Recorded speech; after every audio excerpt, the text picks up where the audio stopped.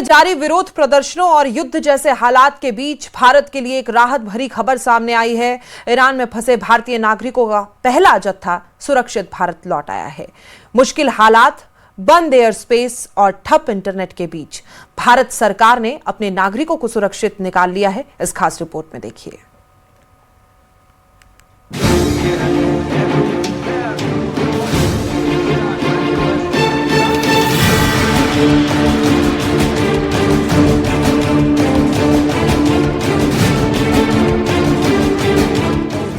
Iran में बीते कुछ दिनों से हालात बेहद तनावपूर्ण बने हुए हैं। विरोध प्रदर्शन तेज है और हालात कई इलाकों में युद्ध जैसे हो चुके हैं।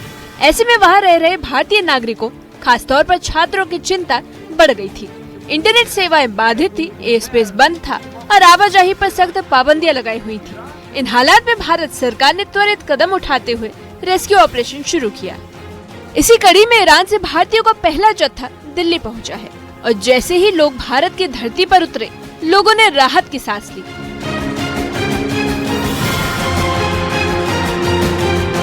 घर वापसी पर सभी ने भारत सरकार और प्रधानमंत्री नरेंद्र मोदी का आभार जताया, जिनकी वजह से ये सुरक्षित वापसी संभव हो पाई है। आज हम बहुत खुश हैं और हमें सबसे पहले हम हिंदुस्तान की गवर्नमेंट को तहे दिल से शुक्रिया अदा करना चाहते हैं कि उन्होंने इन हालात के अंदर फ्लाइट मैनेज करी, अरेंज की और उनको सेफली इंडिया लेके ले आ रहे हैं। हालात ठीक बता रहे थे, कह रहे थे कि इतना कोई पैनिक की ज़रूरत नहीं है, हम लोग यहाँ ठीक ठाक से रह रहे हैं, कोई परेशानी नहीं है। उन्होंने वहाँ पे रूटीन में जो उनका शेड्यूल था ज़ियारत का, वो सब उन्होंने अल्हम्दुलिल्लाह मुकम्मल किया है।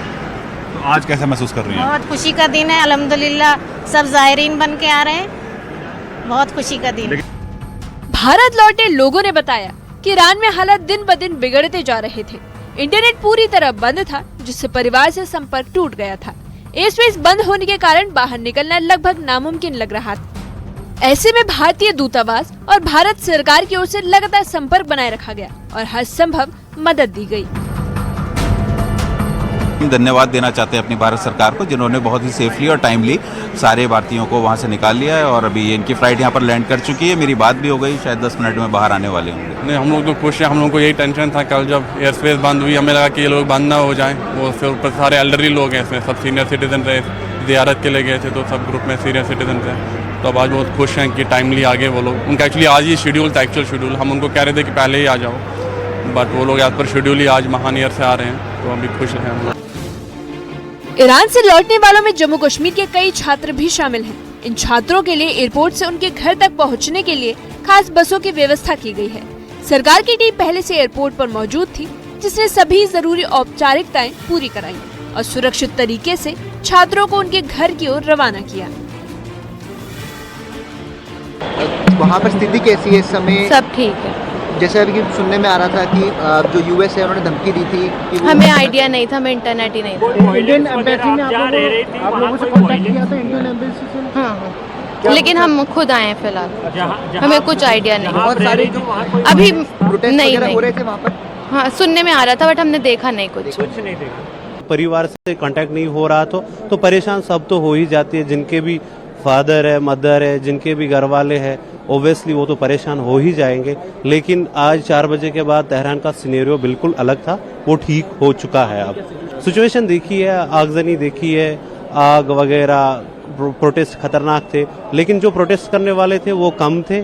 और जो अगर हम अपोजिट 2 पार्टियां हैं, रजा पहलवी की पार्टी है और इमाम खामनाई की पार्टी है, और प्रोटेस्टर्स कम थे एज कम्पेयर टू जितने इस्लामिक पॉलिटिक्स के साथ है वो ज्यादा थे। इस बीच ईरान के हालात को लेकर विदेश मंत्रालय ने भी बड़ा बयान जारी किया है। विदेश मंत्रालय के प्रवक्ता रणधीर जायसवाल ने बताया कि ईरान में इस समय करीब 9000 भारतीय नागरिक मौजूद हैं, जिनमें बड़ी संख्या छात्रों की है। हालात को देखते हुए भारत सरकार ने अब तक 2 से 3 एडवाइजरी जारी कर दी है।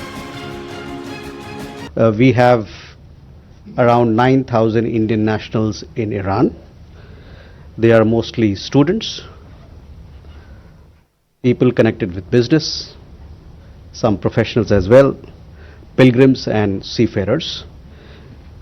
Given the situation there, we have issued a few advisories asking Indian nationals to avoid all travel to Iran. We continue to closely watch the unfolding situation there and will take all necessary steps for the welfare of our people. विदेश मंत्रालय ने भारतीय नागरिकों को फिलहाल Iran की यात्रा न करने की सलाह दी है और वहां रह रहे लोगों को उपलब्ध साधनों से देश छोड़ने को कहा। सरकार ने साफ किया कि हालात पर कड़ी नजर रखी जा रही है और भारतीय नागरिकों की सुरक्षा सर्वोच्च प्राथमिकता है। भारत सरकार ने एक बार फिर दिखा दिया कि चाहे हालात कितने भी मुश्किल क्यों न हो, देश अपने लोगों को सुरक्षित घर वापस लाने के लिए हर संभव कदम उठाएगा। Bureau report, news 18।